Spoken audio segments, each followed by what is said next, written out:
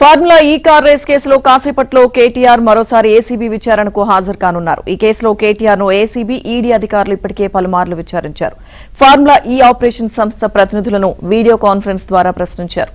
మరోవైపు ఈ కేసులో ఆరోపణలు ఎదుర్కొంటున్న నాటి పురపాలక శాఖ ముఖ్య కార్యదర్శి అరవింద్ కుమార్, హెచ్ఎండీఏ మాజీ చీఫ్ ఇంజనీర్ బిఎల్ఎన్ రెడ్డి విచారణలో తెలిపిన వివరాల మేరకు నిధుల మళ్లింపు, కేబినెట్ అనుమతి లేకుండా నిర్ణయం, సచివాలయం బిజినెస్ రూల్స్ ఉల్లంఘనకు సంబంధించి ఏసీబీ అధికారులు కేటీఆర్ ను ప్రశ్నించవచ్చని తెలుస్తోంది.